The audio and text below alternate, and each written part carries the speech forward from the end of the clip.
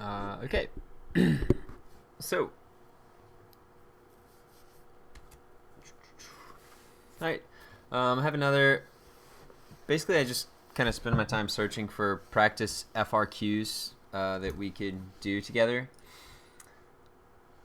So I did want to say though, as I put out in the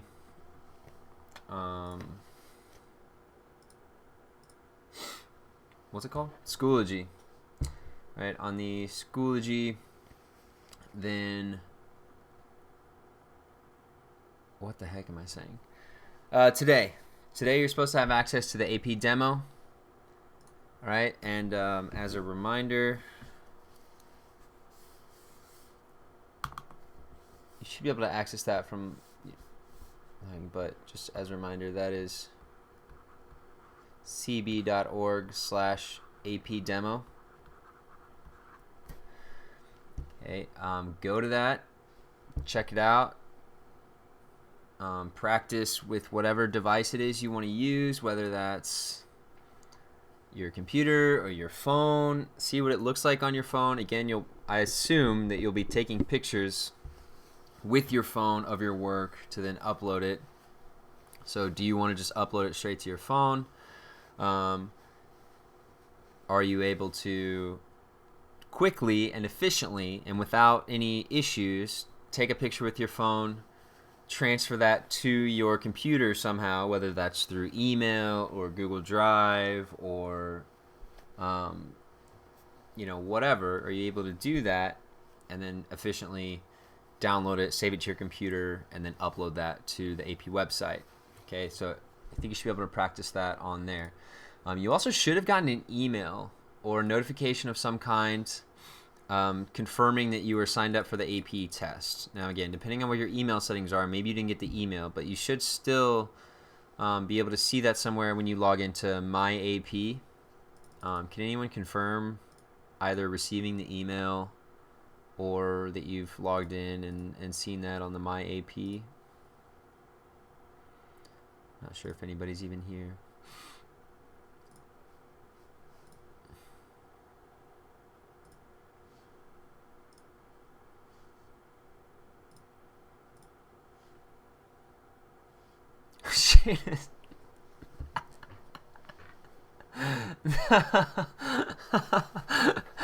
Good. I'm glad you're here, Shada. I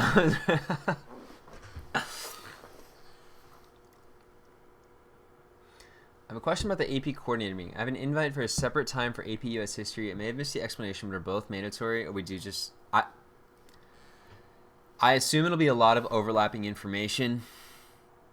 I don't know if that means you have to show up for every one of them. I don't know. I just know in the email that I was sent, it was said students are expected to attend this meeting. So I don't know.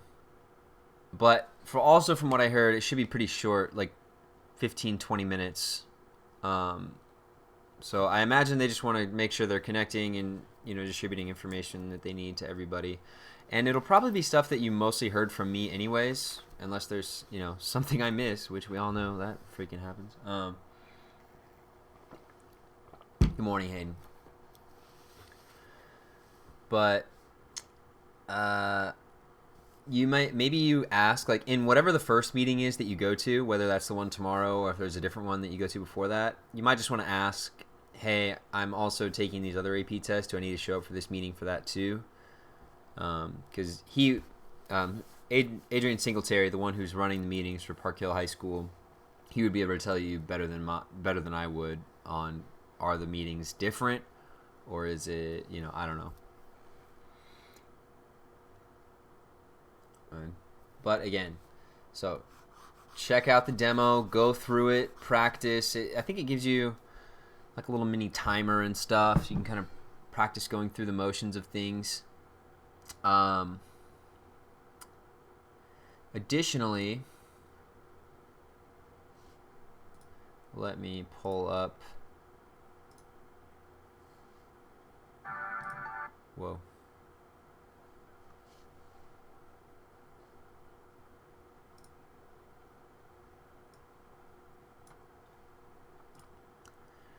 So one of the things that this is on that, the advanced placements YouTube page, and the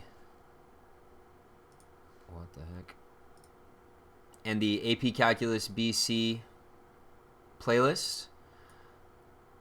The one that was released today, or not? Today I think. Is this? Nope, not this one. This one. Sorry. It was a different video. But AP Calculus BC exam details and timed AP Practice Exam 1. So this was streamed 71 minutes ago. Okay. So what this does is this actually goes through. First of all, here's a couple kind of dates of what they're doing on the playlist. This playlist for this week. But then he kind of goes through and talks about we can't process emphasize this enough. You want of the to-do list, and like he's talking about practicing the upload process. He actually also goes through the demo and how to kind of go through that and taking a picture on the phone and uploading it.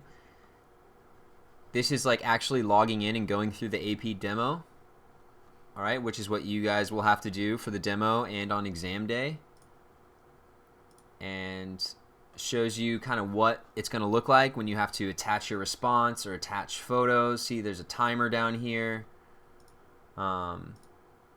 He's emailing himself pictures, submitting and stuff like that. So it kind of goes through the full step. Additionally, there's this AP exams, timed AP exam practice. So it does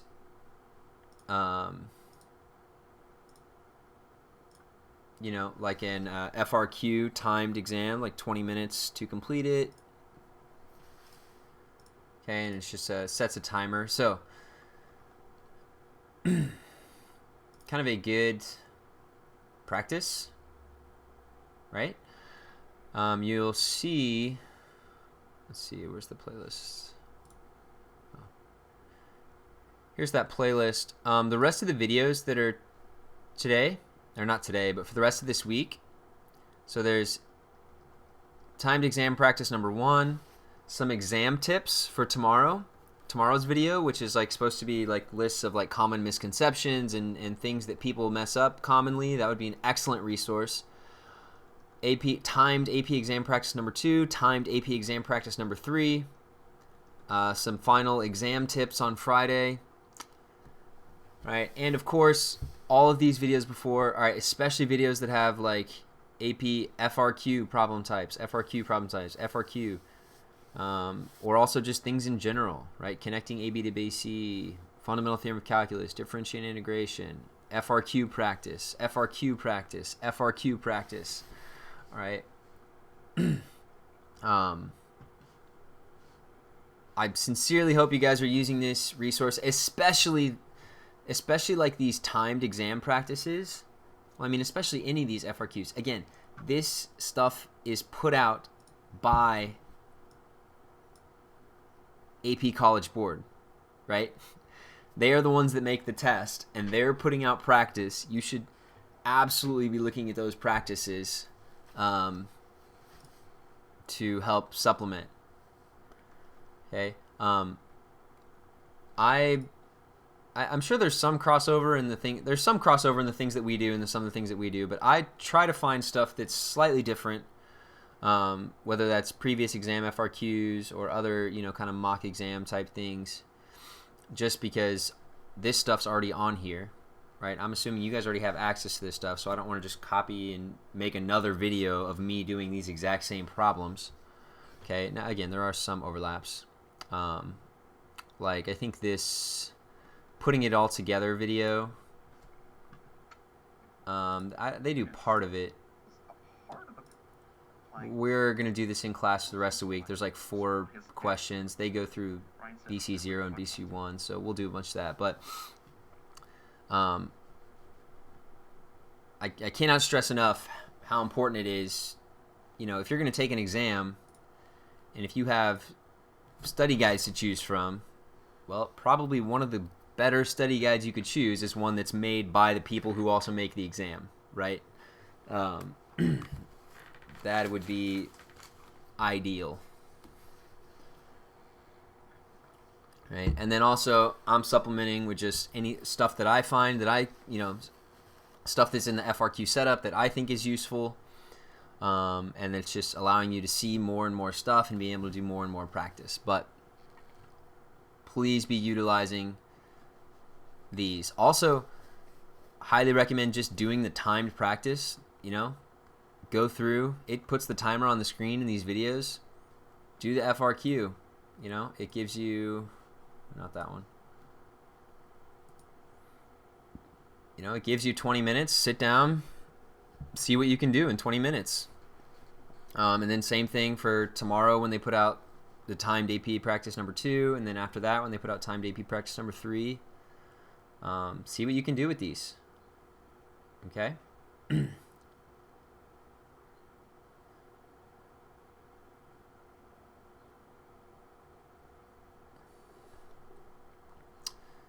But also probably helpful to go through and check this out. So this is the website again, cb.org/apdemo. Absolutely go into that on your own. But this video, also he goes through the process of like logging in. Brian Passwater, this guy, he's pretty much a wizard. Logging in, filling out the information, taking pictures of his work, uploading it, emailing it, submitting it, etc. All along, with the timer. It tells you the specific requirements. This is what the system will look like on exam day.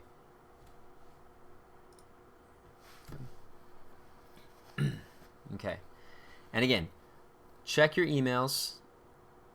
Hopefully you got an email confirming that you are signed up for the AP test, right? Now you might not have, depending on what your email settings are on My AP, but hopefully when I said you went through and changed that and got it. But also, if you just log into My AP, you should be able to find. I don't know exactly because I'm not a student, but they said that it should be able to.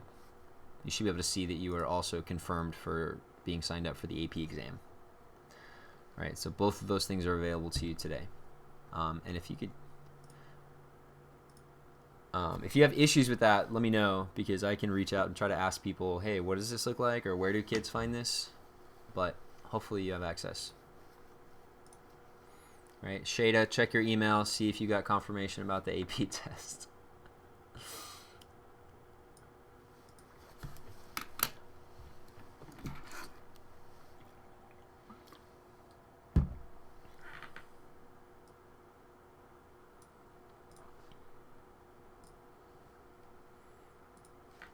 Okay. So, let's go through and do this. This is just another practice AP test that I found.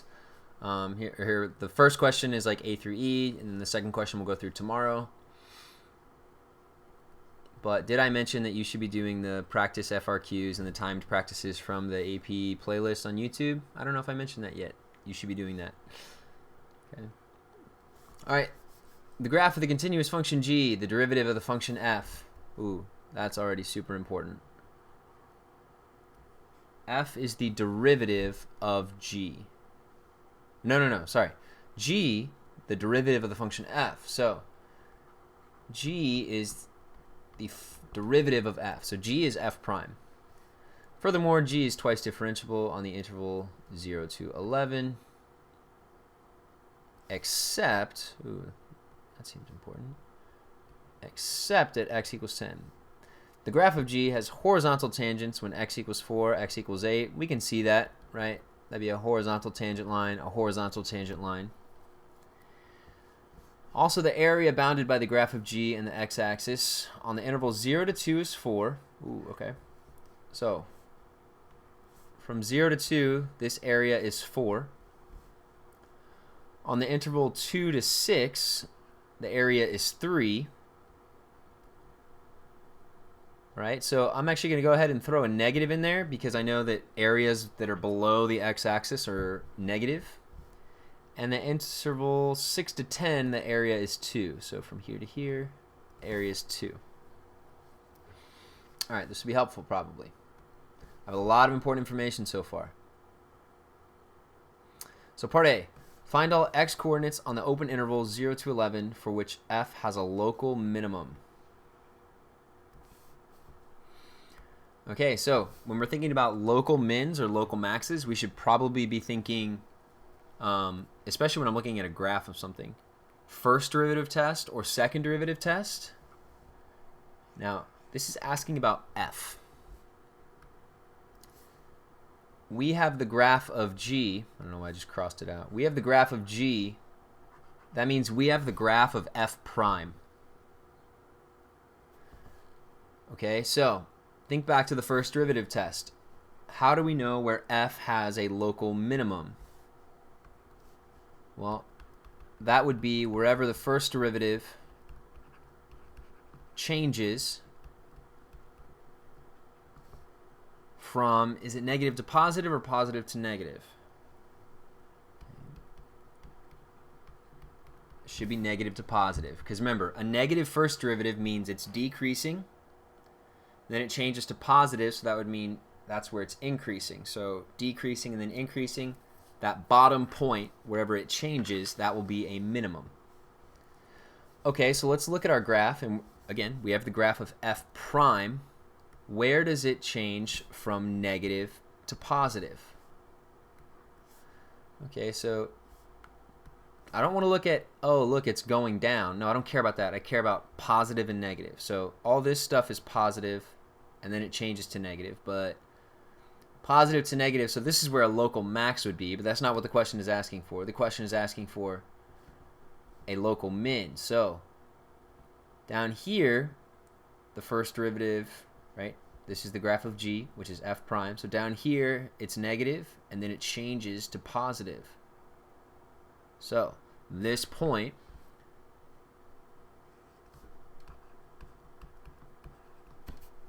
is my local minimum.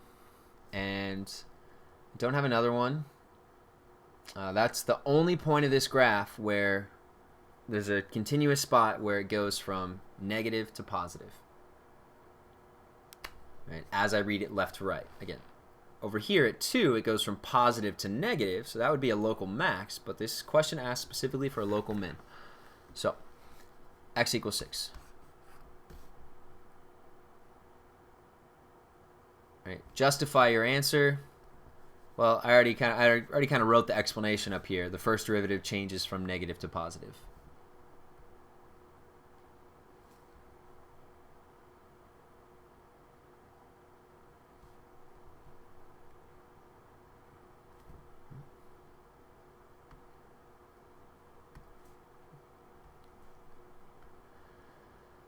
Okay, part B, find the x coordinates of each point of inflection of f on the open interval 0 to 10. Okay. Points, actually they told us not to write POI. I won't write POI. I'll just write inflection points. Okay, so what do we know about inflection points? Right, that's where the concavity changes. It either changes from concave up to concave down or from concave down to concave up. All right, well, let's now think about this. Well, what do I know about concavity? Right, what do we use to determine concavity? We look at the second derivative, and this asks us about the point of inflection of f, so the concavity of f would be determined by f double prime.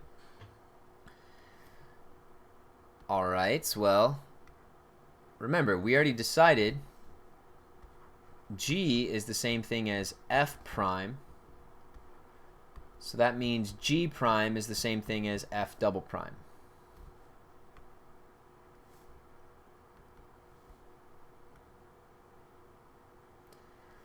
Okay, so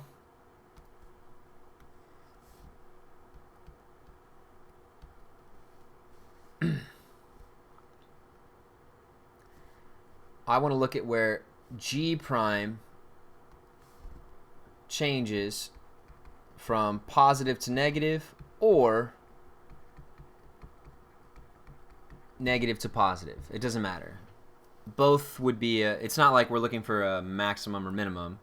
We're looking just for an inflection point. So inflection point can be either changes from negative concave up to concave down or changes from concave down to concave up. It doesn't matter either way. All right, so let's focus on G prime. Now we have the graph of G, so let's think about G prime. So if this is G, forget about all the other stuff. Forget about F prime and F double prime. We're looking at G, and we want to know where is G prime changing from positive to negative.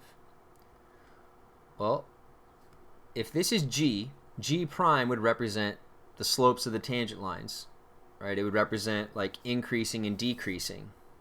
Right? This goes back to our graphs of derivatives, AFA, I think it was. And so, for example, G here it's decreasing, decreasing. Oh, and then it starts increasing. Oh, and then it starts decreasing again, decreasing. I don't care what it does now because remember the question asks about from 0 to 10. So from here to here. So what that tells me is the derivatives of G are all negative here, and then they all change to positive because it's increasing, and then they all change to negative when it's decreasing. So these 2 points are inflection points. All right, so my first one is x equals 4. Now it says justify your answer. So G prime changes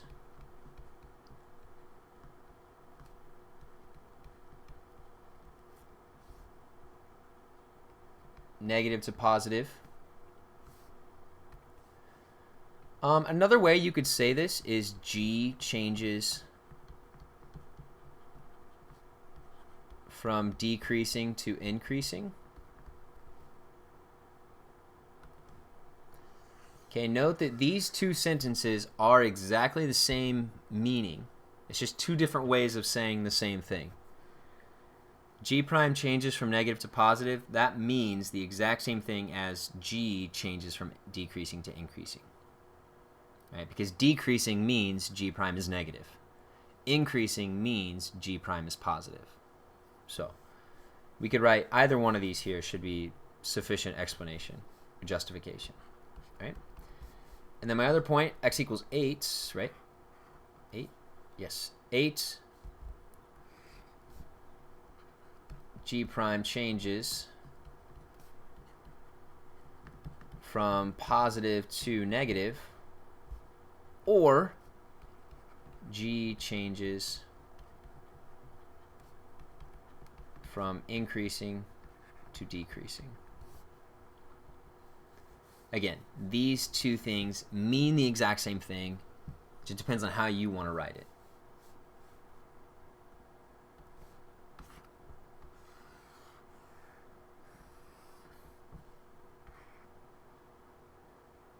And now also an important thing to pay attention to, which is very annoying, and you'll want to punch yourself if you lose points because of this. But notice that this said find the x coordinates.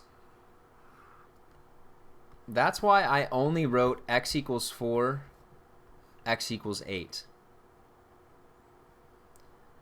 Even though I know the entire point for negative 1.5, 8, 1, right? But this is a graph of G that I know the full point of. This is asking about points of inflection of F. So even though the X value will still be where it happens, it won't be that same Y value. F has a different Y value at 4 and 8 than G does. However, it still means that the inflection point is at x equals 4 and at x equals 8. So be very careful about that. A lot of times it just says find the x coordinates where something happens. So you don't want to put the full point. You would just want the x coordinate. And then on the other hand, sometimes it might ask for a full point. Now, in this case, it still wouldn't make sense to put this here because this is the graph of G, not the graph of F. But it's just important to pay attention to what specifically is the question asking you for.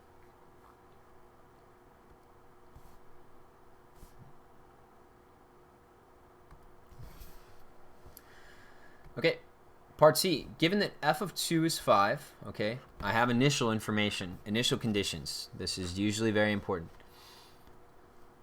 Write an expression for the value of f of x on the interval 0 to 11 that involves an integral. Okay. Using this expression, determine the value of f of 0 and f of 10. Okay?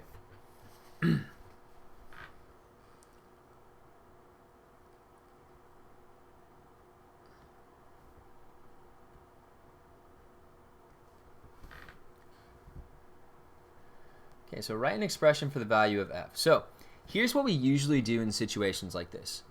I want to know specific values of f, but I only have a graph of g, which is f prime. But let's not forget, now how can I use the graph of g, or the graph of the derivative, to figure out values of the actual function? Well, it helps when we know specific areas. Okay, so we know this area is 4. We know this area is -3. We know this area is 2. So since to get from f prime to f, we would have to integrate, well, integrals represent the area that's underneath the curve.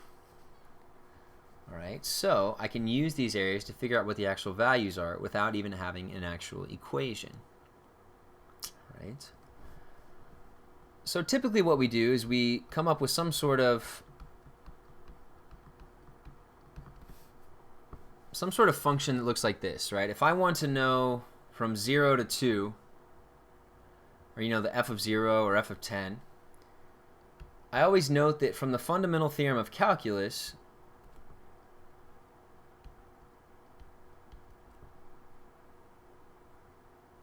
let's say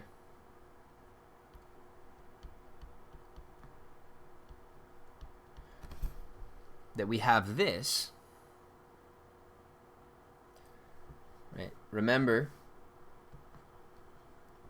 g is the same thing as f prime. So if I integrate f prime, that's why I just end up with f, right?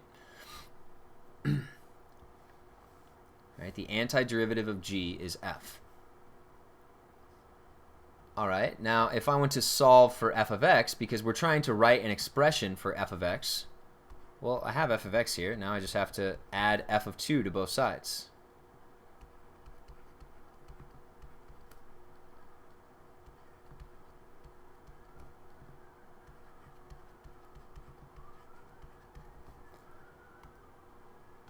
We typically, if we are trying to write an expression for x, then so that's why x is one of my bounds. So we just use a different variable. It could be t, it could be m, it could be whatever you want, but t is a pretty common one that we'll see used.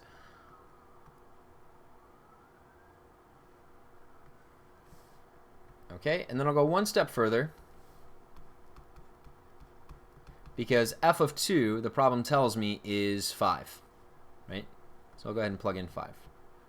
So 5 plus the integral from 2 to x, g of t dt.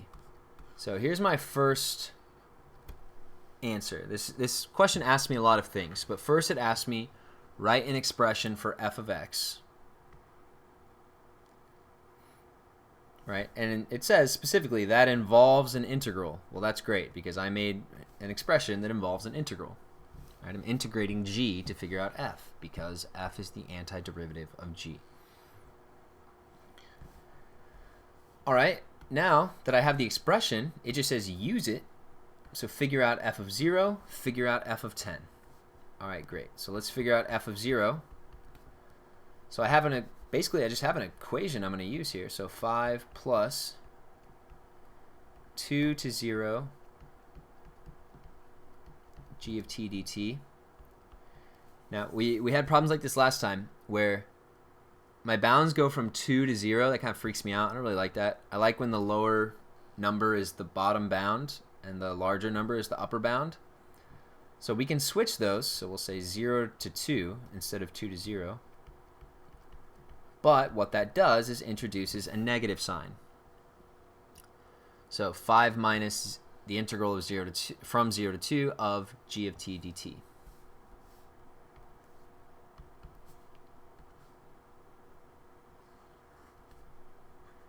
Now, what is this? The integral from 0 to 2 of g, that's just the area under the curve between 0 and 2. Well, we know that's 4. The problem told us that. So 5 minus 4 equals 1. F of 0 is 1.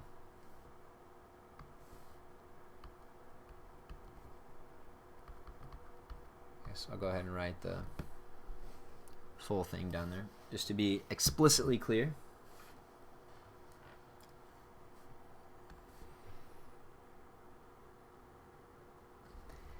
And I also want to know f of 10. So I'm still just using this expression that I made, 5 plus integral 2 to 10. So 5 plus the integral, oops,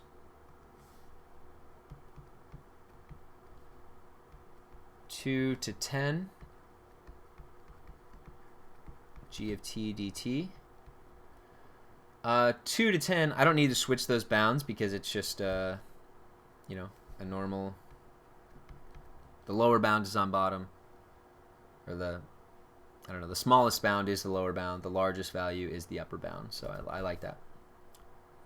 Okay, now, so what is this integral? That just represents the area under the curve between 2 and 10. So from 2 to 10, we have negative 3, right? It's because it's below the x-axis, and then positive 2. So that overall area between 2 to 10 is negative 1.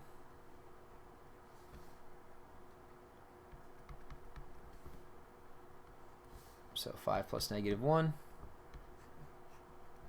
4.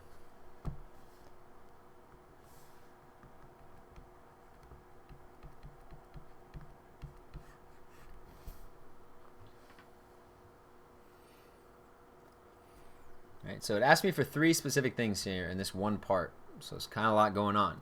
And remember, that's what they said on the AP exam is you don't need to get every single part perfectly correct in order to get a 5. Right? They said they're putting more stuff on there than you need so that there's more opportunity to get points. Now, you should still, of course, try to finish as much as you can in the time allotted, and don't be lackadaisical about it and just be like, oh, well, if I only get through 1 part or 2 parts, not a big deal. Like, maybe, I don't know. We don't know how many points you need to get a 3 or to get a 4 to get a 5. But they've at least said you don't have to do every part in order to get a 5. So I imagine they'll pack a lot of stuff into this, but hard to say. Well, it's hard to pronounce.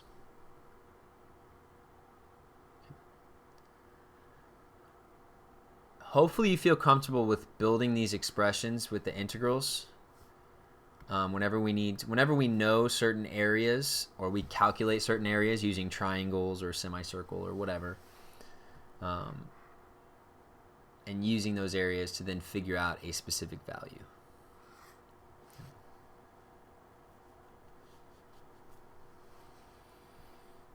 Okay.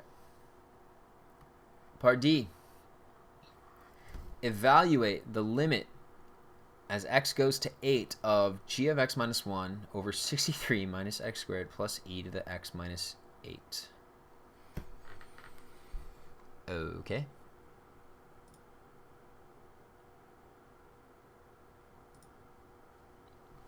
Great.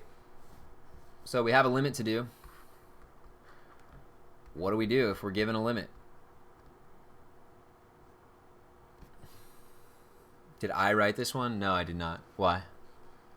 Do I seem smart enough to be able to do this? To be able to make this? There's not any snails in this question, so I don't know why it seems like I would write it. That's my ultimate goal one day, is to be able to write questions for the AP exam, and those idiots won't know what hit them. They'll sign up for the AP test just like, oh, this will be, you know, just a great normal AP test. And then boom, snail bots. Question 1, right off the bat.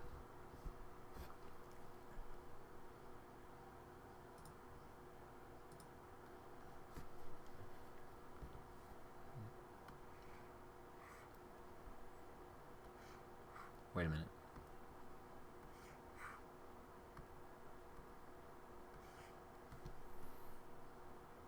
Psychics.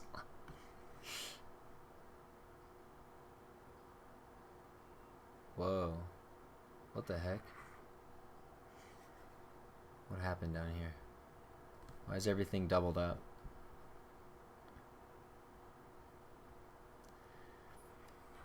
Yo, can we be real that Carmen Sandiego was maybe the pinnacle of my life?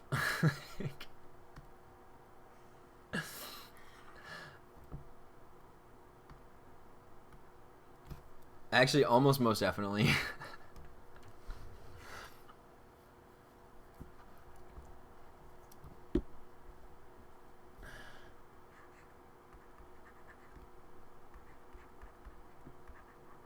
No, not infinity. 8. The sideways infinity.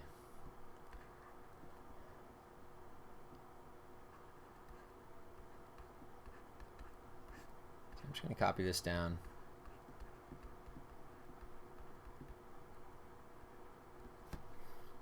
Also, good morning. Hey, RJ.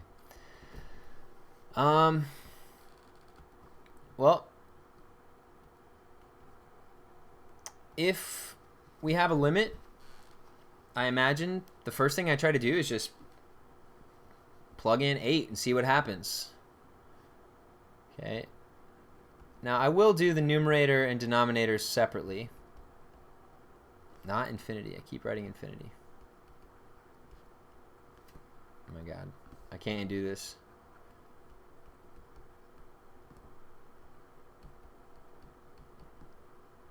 So that would be g of 8 minus 1. Now what is g of 8? Well, I have a graph. G of 8 is 1. So 1 minus 1 equals 0. Uh-oh. Now there should be no surprise to us that I might be ending up with a limit that's 0 over 0. In fact, it's probably likely that I will.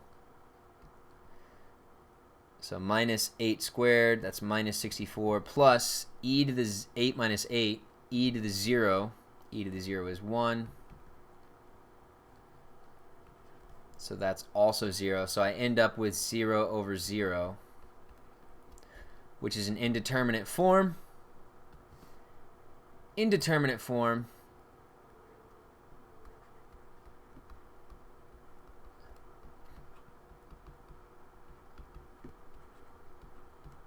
means that I need to determine L'Hopital, or I need to use L'Hopital's rule. Right? L'Hopital's rule just tells us, well, if the limit ends up at 0 over 0 or infinity over infinity, then take the derivative. And you'll still be able to find the same limit. So x approaches 8. Instead of g of x, g prime of x, derivative of minus 1 is 0. Okay, so that's gone. Derivative of 63, 0. Derivative of negative x squared, minus 2x. Derivative of e to the x minus 8 is e to the x minus 8. Okay, now be careful because typically I would have to do the chain rule. Right, when I take the derivative of e to the power of something, I would have to take the derivative of the something. But the derivative of x minus 8 is just 1. So technically I have like times 1.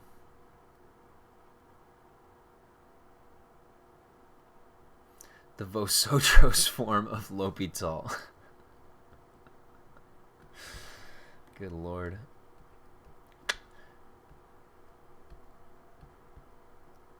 So let's try to plug in 8 here. So g prime of 8 over negative 2 times 8, negative 16, plus e to the 8 minus 8 is e to the 0. E to the 0 is 1.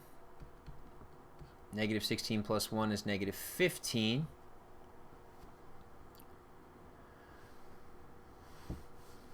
Okay, so now I have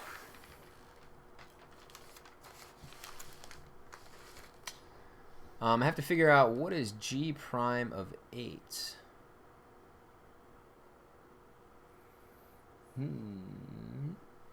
Okay, so we have the graph of g. And I want to know what is the derivative of g at 8. Well, this should be easy to figure out,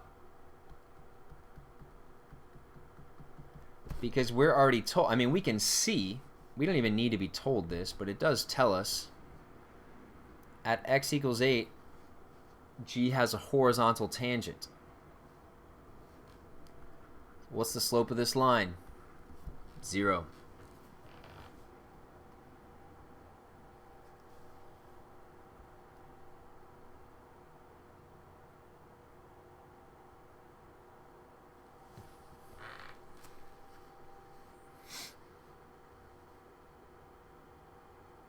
Okay, so 0 divided by negative 15. Now, I don't need to use L'Hopital's rules again, and I can't. We're only concerned if we get 0 over 0 or if we're dividing by 0. But 0 in the numerator, that's fine. That just means the limit that we get is 0.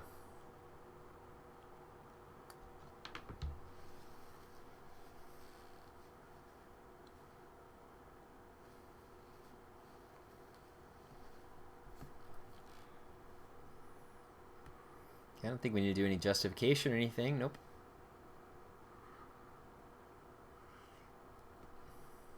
So 0.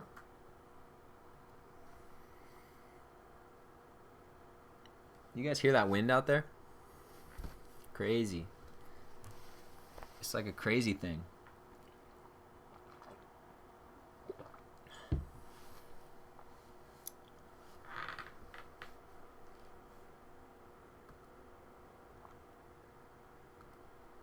Whoosh.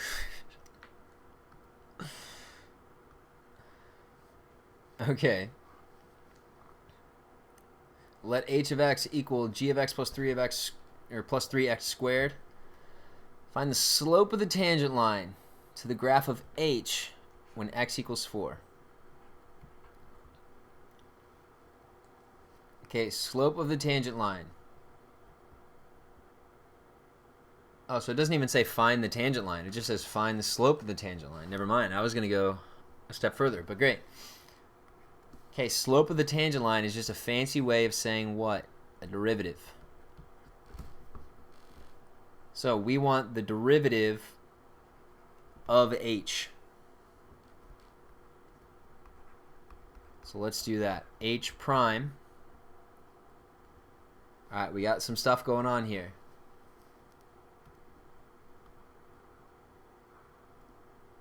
So first off, I have all this stuff inside the parentheses to the power of 2.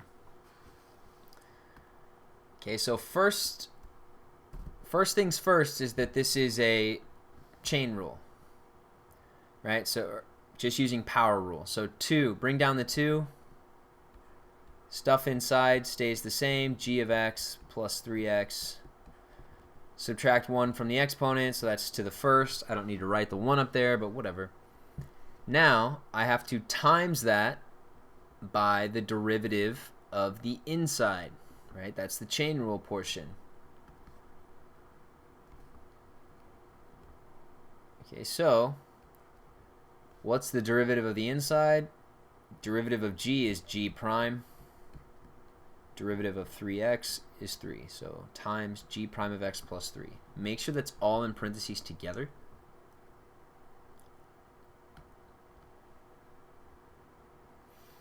Okay, I'm not going to write the 1 up there because I don't want to confuse it as a derivative. All right. So here's an equation for the derivative. But now I actually want to know what is it when x equals 4.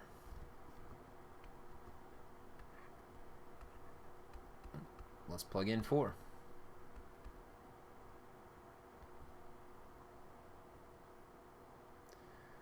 So 2g of 4 plus 3 times 4 is 12 times g prime of 4 plus 3.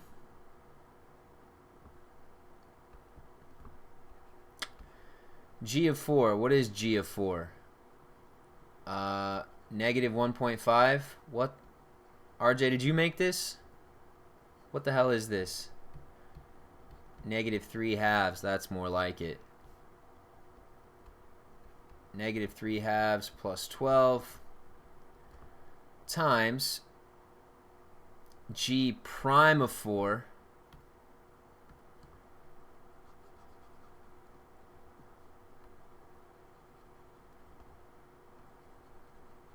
Okay, notice that these two are not the same thing. G of 4 and G prime of 4. All right, I bet a common error is that people would just put negative 3 halves again. All right, G prime of 4. Well, the derivative, we can see, but also we're told horizontal tangent when x equals 4, so that slope is 0. Okay, so 0 plus 3. If this were the AP test, leave it here. Don't spend the time to simplify it. Don't take the risk of getting something wrong. Okay, actually, let's just end it there. We can calculate that, but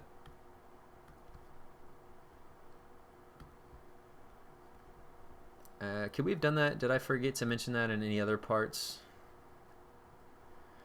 I guess technically right here, if you just left it as 0 over negative 15, that would save you a lot of time. So yeah, you could leave that there. Why did this happen over here? What is going on? You know,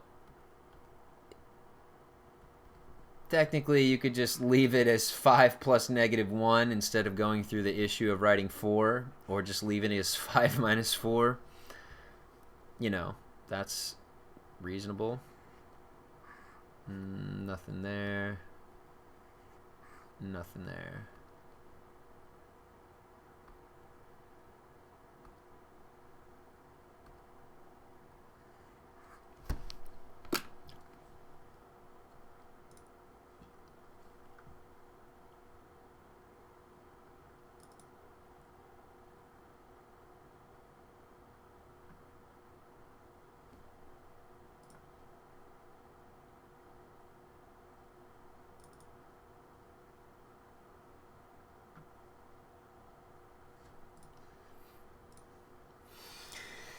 It said negative 1.5 for a reason. We all know it's easier. RJ is the secret college board spy Mr. Winslow warned us about. Oh yeah? Is that a spy that's been placed into the classrooms to find out if you guys are cheating or what?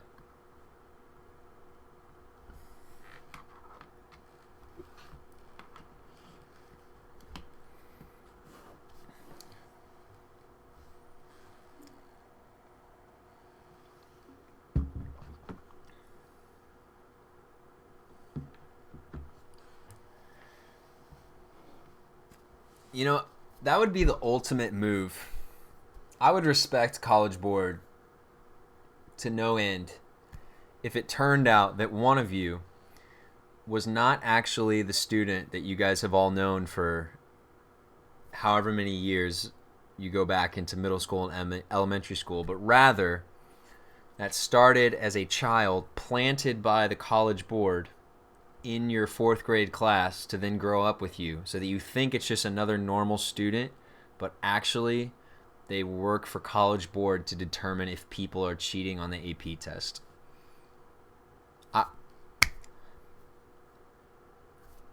That'd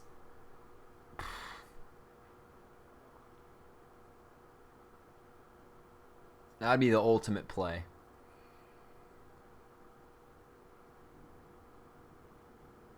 You know, that's a decade-long spy plant.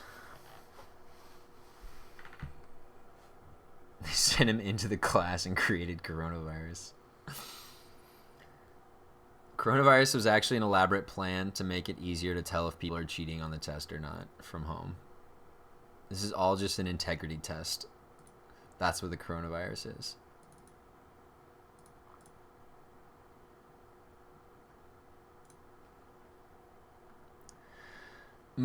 I think all of this stuff today, this is all AB stuff.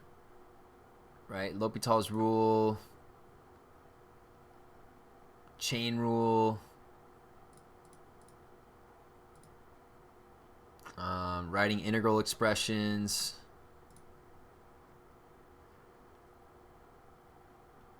yeah, relative max, relative min, inflection points. This is all AB stuff. I know the second question that for tomorrow is more BC centered.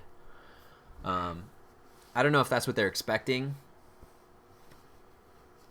You know, that maybe one of the questions is more AB centered material, while maybe another question is BC material centered, or if it'll just be mixed throughout. You know, the first question has AB stuff and it has BC stuff. Second question also has AB stuff and B stuff. I don't know. But most of this stuff today is all AB concepts. Right? But I know tomorrow's, I've already looked at tomorrow's, it seems it's more BC, Taylor polynomials, convergence and divergence, etc. All right. Okay, so again, I don't know who all heard it in the beginning. I don't know if everyone was there. But I went through a really long thing, so go back and watch it if not. But I'll say it briefly again.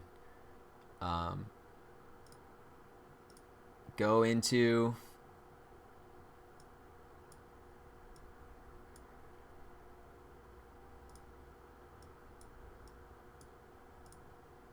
it's not coming up.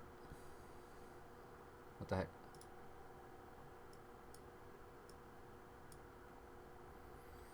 Okay, never mind. But go into the playlist on YouTube for AP, the BC playlist.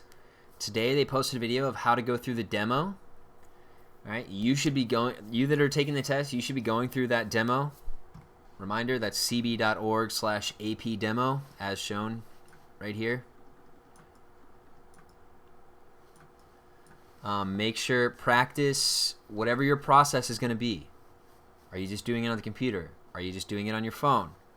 Are you going to have to take pictures on your phone, get it to your computer somehow, download it on your computer, and then upload it to AP? If you are, great, but make sure that you're good at doing that. You're quick, efficient at it. Literally make sure that you have a good spot where you can take a clear, well-lit picture of your full page of work. Okay? Don't be scrambling in the 5 minutes the day of the AP test to go, oh my God, I can't get a good picture, or I can't figure out how to get this picture from my phone to my computer, or whatever it is. Okay, but go in, do the demo now, see what it's like, see what it'll look like. You should also have some sort of confirmation from AP. You should have either an email from them confirming that you're signed up for the test, or if you log into My AP, you should be able to see somewhere, I don't know where, because I can't log in. Should be able to see somewhere on your My AP that it confirms that you are signed up for the AP test. All right, so if you don't have that, if you have some sort of issue with that, let me know so that I can figure out what's going on, or talk to people that are more important than me that they can help figure it out. But also in that playlist, today they posted a timed practice, right? An FRQ, timed practice. Tomorrow there's going to be another one. The day after that there's going to be another one. Or actually, no, tomorrow on that playlist there's going to be like exam tips, common misconceptions, things that people do wrong, very commonly, common mistakes. I'm just going to keep saying the word common. That'll be a great resource. Wednesday and Thursday there will be another timed practice on that BC playlist. And then Friday is like more like exam tips and final notes. Okay. Please do those things. Go do the time practice. See what it's like under stress of, oh my gosh, I have a 20-minute time limit to do this problem. Okay, see how you do. What can you fix? Is there something you could do better? And then go back the previous like week or two. There's tons of videos that are, FRQ style practice or FRQ tips, things like that. Okay. Use that resource exhaustively. Those are videos that are put out by College Board. They make the AP test. I cannot stress enough how important those things are. Use things to study that the people who make the test put out.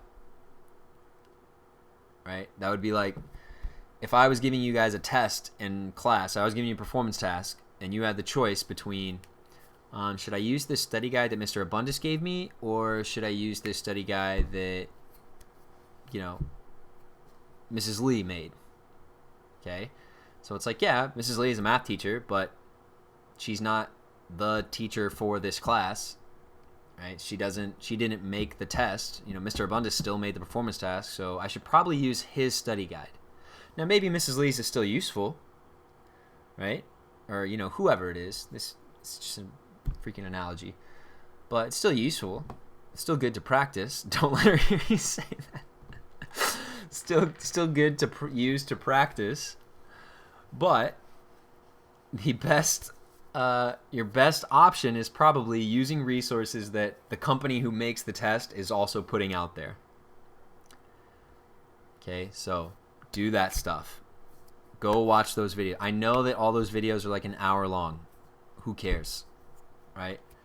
Go watch those videos. Look for titles that say stuff about FRQ practice or time test or, FRQ tips or, things like that. Look through that stuff. Work through those things. Don't just watch people do it. Do it on your own. Okay? Practice them on your own. Try to do problems on your own and do them over again and do them over again and do them over again. Do you understand how hard it is being both quarantined and in hiding? Yeah, I know. Hayden, we already don't exist because we're all quarantined, but Hayden double doesn't exist because he's in quarantine. And then within the quarantine, he is also in deep hiding from Mrs. Lee. And that's tough. Hayden, we can't really empathize with you on that because we don't understand, but we'll sympathize at least. We'll just feel bad for you. We'll pity you.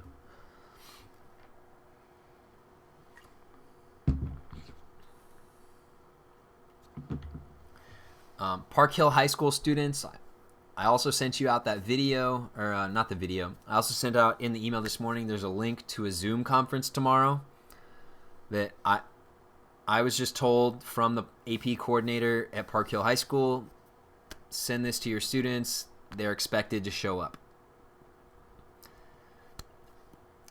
Reese asked at the beginning of class about, well, we already have one for a push and, for whatever else. Do I need to show up to this one too? I don't know. I would say at least show up to whatever the first one is that's scheduled for you. I don't know which comes first, whether it's the calculus Zoom or the A push or the seminar or whatever. I would say definitely show up to the first one and then ask at the end, hey, do I need to show up to these two, or is it just going to be the same information over again? Because he might just be giving out the same information but splitting it up so it's not, 200 kids all in the same Zoom together. But definitely go to whatever the first one is and just ask. That's Park Hill High School. Yeah, I have not received any similar information about Park Hill South. But you know what? If you wanted to show up to the Park Hill High School one, then you can do that too. It's going to be 15 or 20 minutes long is what was said. I'm sure it's just going to be kind of the basic rundown of here's what you need to know. It's probably stuff you mostly already know, but he might have information that I don't have. So that'll be good. It should be pretty short, hopefully. Okay, but that's scheduled for tomorrow. What did I say? Tomorrow at 1. I think.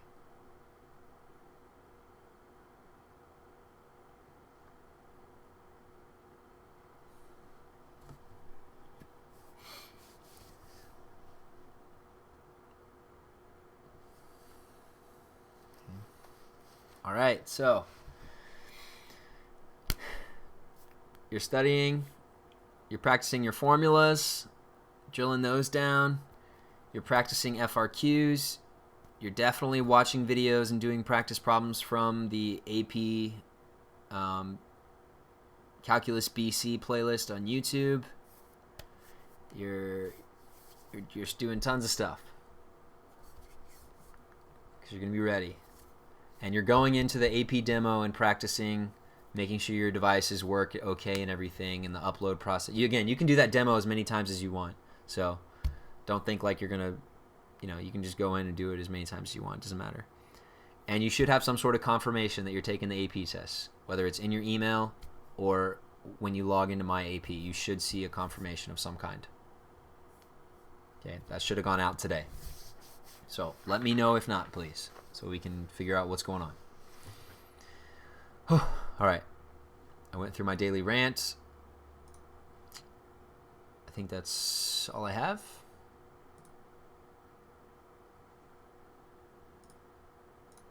Any questions? Oh, here's this.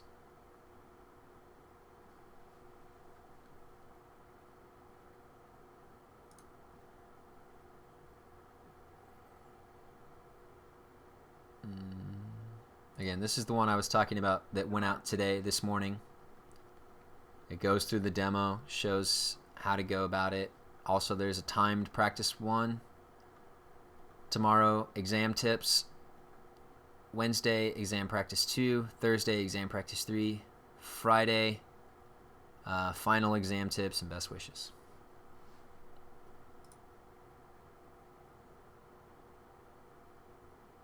Oh, and look, AP US History is live now. You can go watch that.